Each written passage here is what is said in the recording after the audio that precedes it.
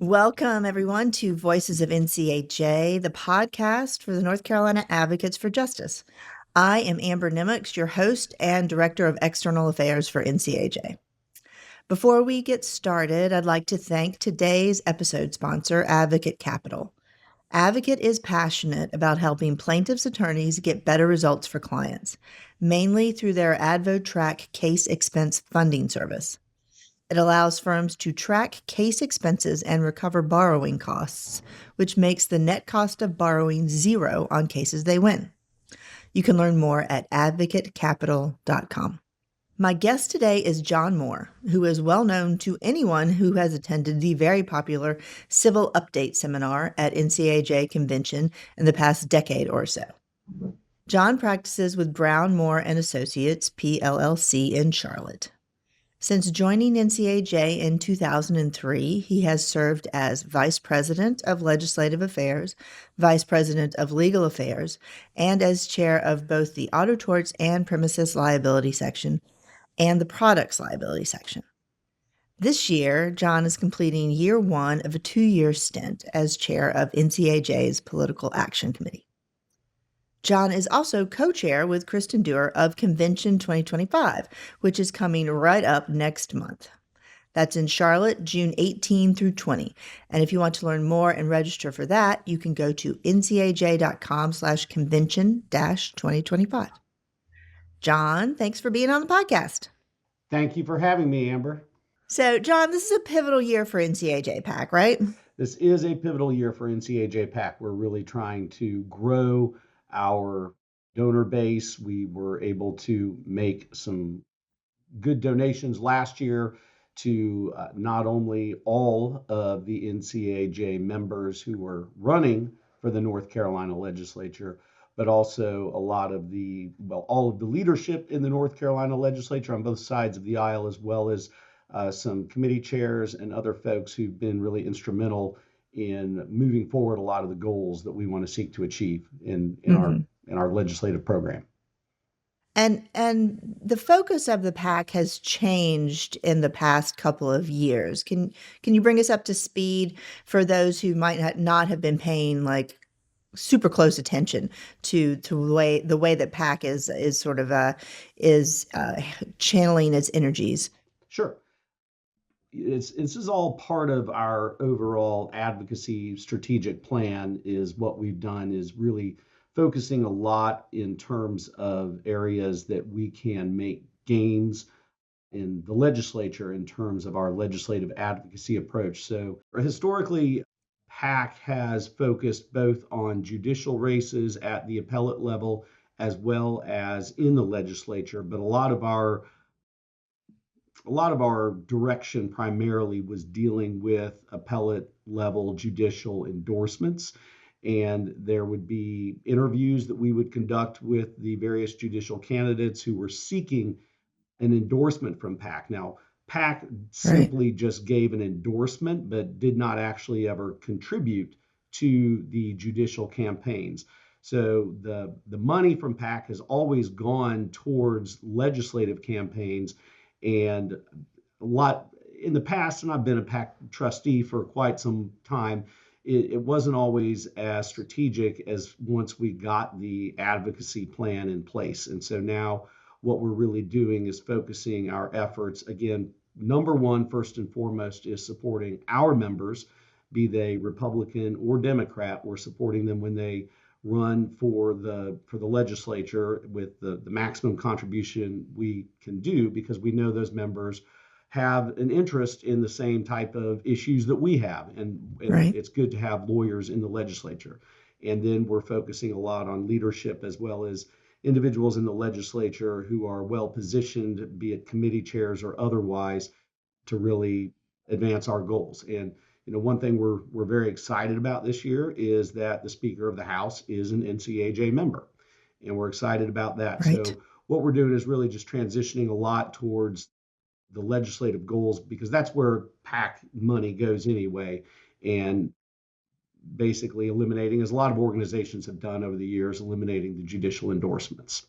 And as you said, that's the money has been going in that direction for quite some time. So it's not really like, in terms of like the substance, the financial substance, it's not that much of a change.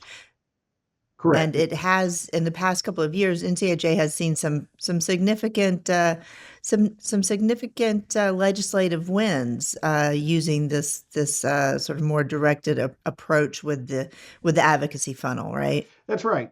What we've been able to do is, as many of you know who practice in the auto torts areas, we've gotten some insurance reforms passed that increase the minimum limits.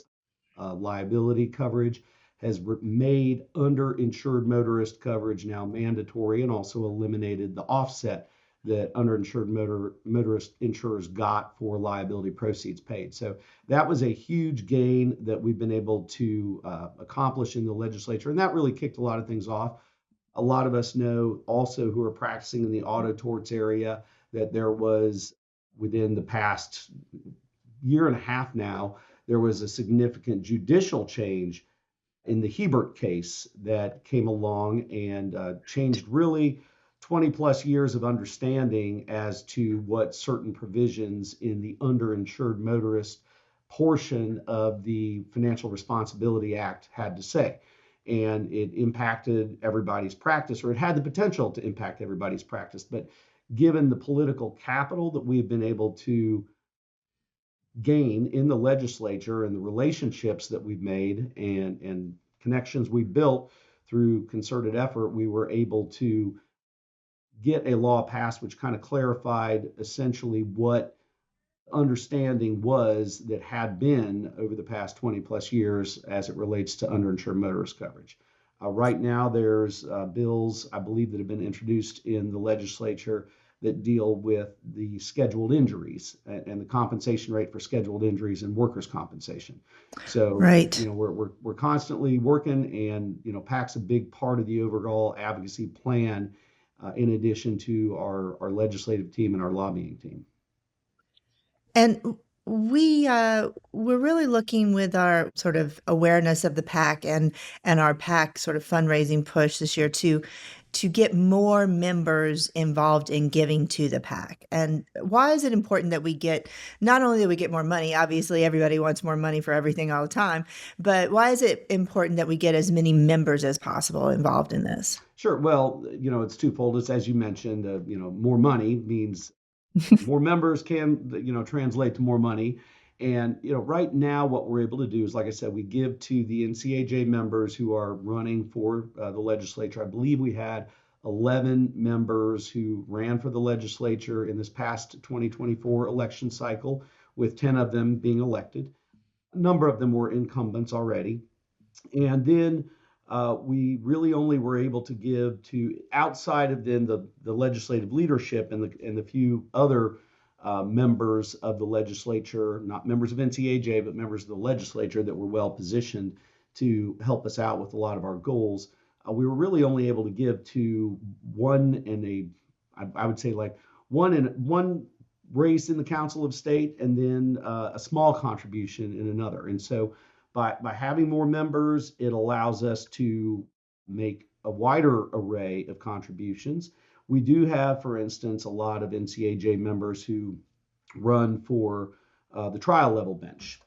And that would be a great avenue for PAC contributions to help our members who are running for the trial level bench. So, I said we're not doing endorsements at the appellate level, but it would be great to see a lot of our members on the trial level bench. And we do have some right there now. And so getting more folks engaged in the process does not only generate greater funds for us to be able to dole out to candidates that we want to support, but it also is important just in terms of getting everybody in the know and engaged in what NCAJ is doing, because what we want to do is we also want to hear about what our membership's goals are that can be accomplished legislatively, and being involved in PAC is a great way for people's voices to be heard in that regard.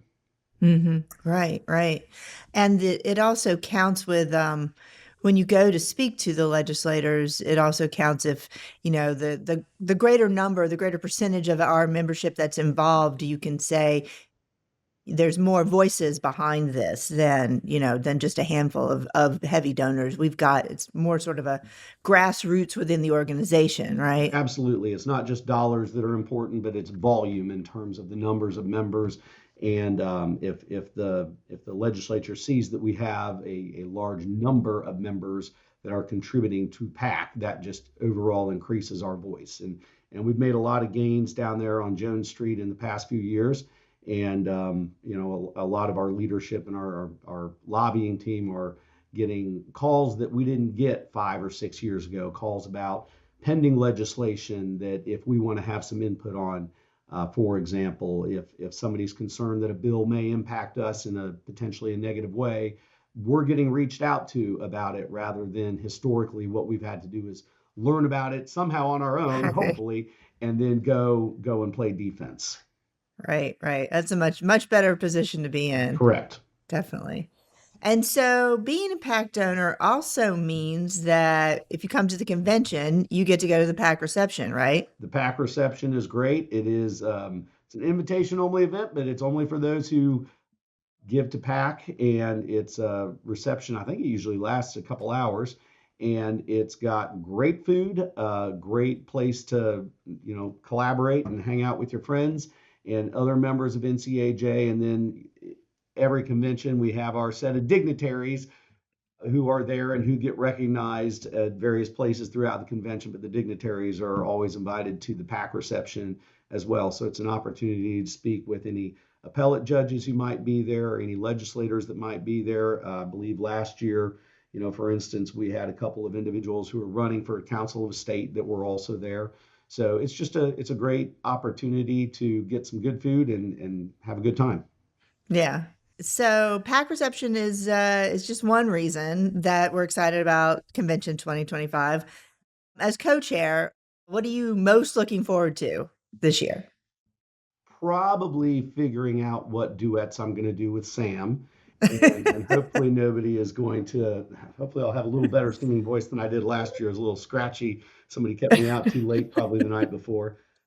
But in seriousness, That won't happen this year. I'm No. sure it won't happen this Oh, right, right. year. Maybe I'll have a chaperone with me this year to make sure that we're getting to bed on time. I think that it's what I look to every year is just the opportunity to see folks from all over the state that maybe I'll see on Zoom once in a while, or maybe you see at a CLE, but just having the opportunity to get together with everybody and learn from everybody and collaborate with one another, talk about our cases, talk about our practices, and what's going on. I'm excited about the Nouveau rooftop that I think we're doing on the second night of convention. I think that's on Thursday night, so that should be a good time. So there's a lot of things that I'm excited about and looking forward to, and glad to have it back here in Charlotte. So, do you remember your very first NCAJ convention? Vaguely. And I don't know if that's a product of age or anything else. It's certainly a product of Bobby Bollinger taking me to this place called Fire Belly, which was a bar in the parking lot outside of the old place in Wilmington where we used to have the convention. I don't remember what that hotel was Uh-huh. now, but I do remember the first convention I went to. It was probably I've been an NCAJ member since 2003, but I don't think I really started getting involved in going into conventions till 2007 or so would be my guess. Okay. And so how did you, because this is a sort of a challenge and eternal quest for NCAJ, is how to find and recruit and help build the next generation of leadership, of the next generation of membership. How did you find your way into making sort of NCAJ your professional home? How did that process occur for you? I had a lot of help along the way.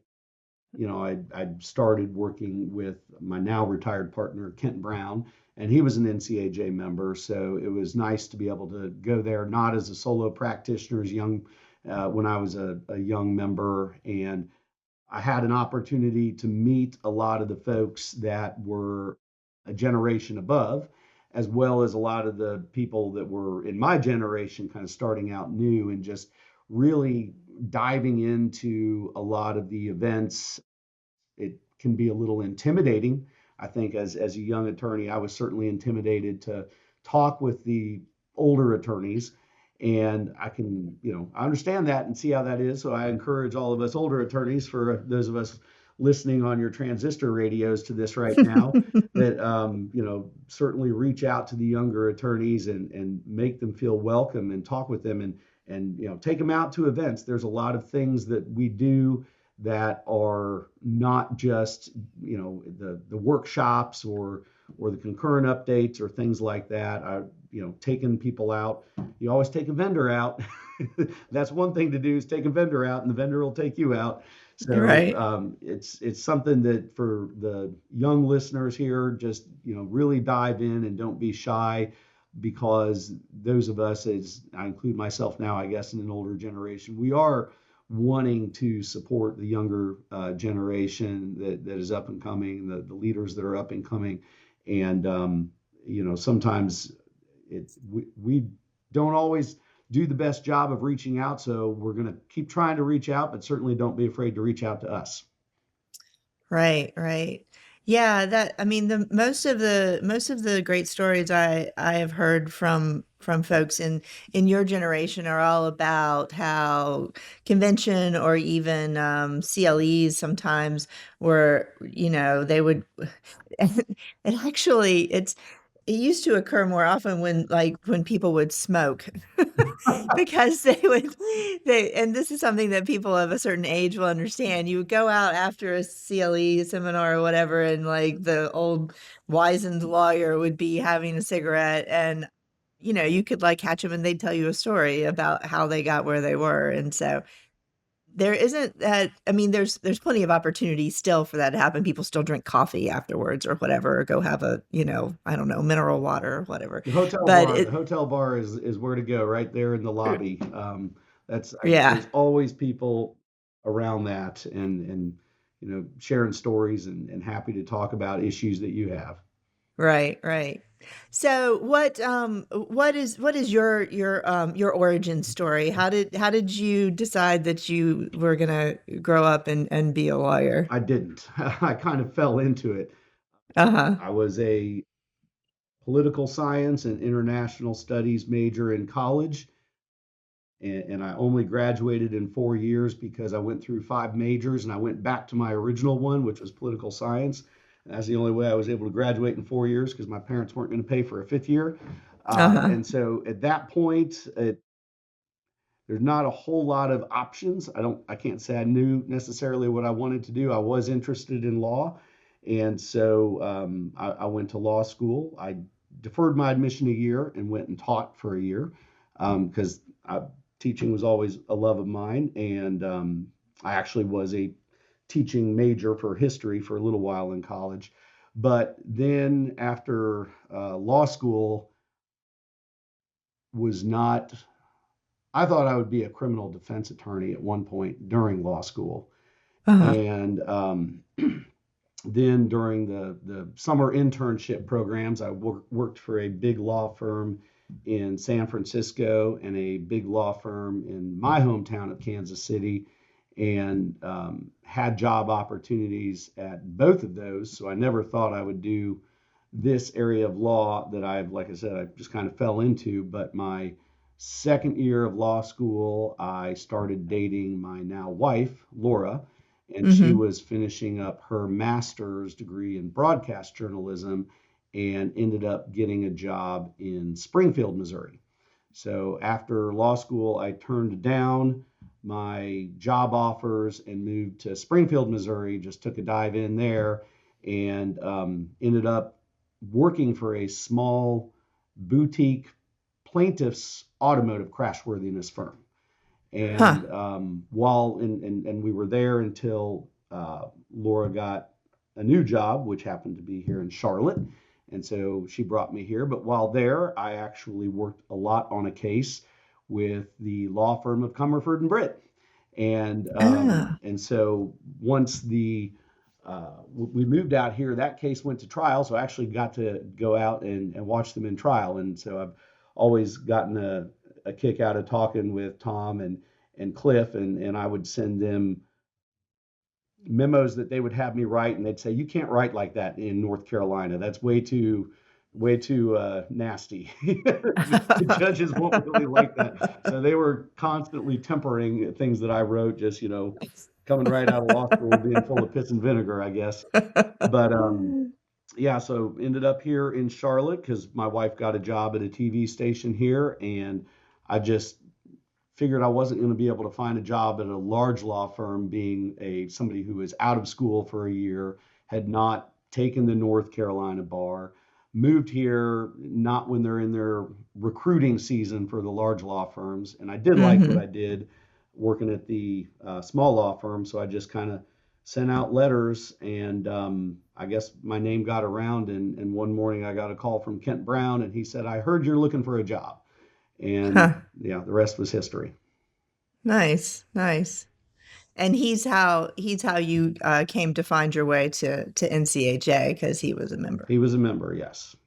Got Great. me involved in it. And so what has NCAJ meant to you, sort of personally and professionally? Professionally, it's been an amazing support system, particularly as a young lawyer, but it still continues to be. I remember, and I think some people thought I was joking, but I was being dead serious when I was a young member of NCAJ, and I asked somebody, "Do I get CLE credit for reading the listserv?" And apparently I don't, but that's some of the best CLE I think that you really will get. So professionally, it's been incredibly supportive just in terms of the community of like-minded individuals, how much we're willing to share amongst one another and amongst ourselves. That's one thing I think that really sets us apart from the civil defense bar, even though on the civil plaintiff side we're technically competitors, but really we're collaborators amongst one Hmm. another. Whereas I think on the civil defense side they don't really have that level of collaboration, or maybe even sometimes that level of respect for one another. And so it's been just incredibly supportive in terms of resources for helping not just the law side of the practice, but running the office side of the practice and kind of dealing with all that. From a personal perspective, I've got so many great friends and mentors who are in this organization that and it, again, is something that I think sets us apart from the civil defense side, but also I think in many ways sets us apart from a lot of other industries that people work in. I know, my wife has often told me she's jealous of that. Like so many of my close friends are people that are in my profession that I'm working together with, and she just doesn't have that in her profession that she's in now. And so it's nice. We've always had the you know what we called the Bonterra Bar Association, which was our local bar before COVID that the Charlotte attorneys would gather at. And now we often go to Foxcroft, but it's great to be able to get together after work, and see familiar faces all the time and talk about not just our cases, but talk about life in general. Cool. And you'll have sort of, I guess, a like writ large meeting of that at convention then. Let's hope. And we even have some honorary Raleigh members too of our Bonterra Bar Association. So it'll be good to see Excellent. them as well. Excellent. Excellent. All right. So you'll be doing your sort of ceremonial co-chair duties as well as civil update again this year, We'll right? be doing the song and dance routine again, yes, and the ceremonial. I guess I get to be moved around and told where to go and what to do and what to say. Yes, I'm sure Courtney will be getting back with you with all the details on that. Well, I was telling them I'm glad it's come a long way because I chaired Mountain Magic a number of years ago, and I had to come up with all the speakers, and now you all do that, so it's fantastic because that was a lot of work that I know you guys have to do now in terms of coming up with speakers and a lot of the programming. Yeah. Well, we're excited about Mountain Magic too. That will be, yeah, which is coming right up before we know it Yeah, in October. yes. Yeah. Well, Jon, thank you so much for being on the podcast. Thank you for Appreciate having me, it. Amber. We'll see you in Yeah, Charlotte. absolutely. See you in Charlotte. Thank you, everyone, for listening. If you have not registered for Convention 2025 in Charlotte, that is June 18 through 20. So go right now to ncaj.com/convention-2025 and sign up, and we will see you all there. Thanks, everybody, for listening.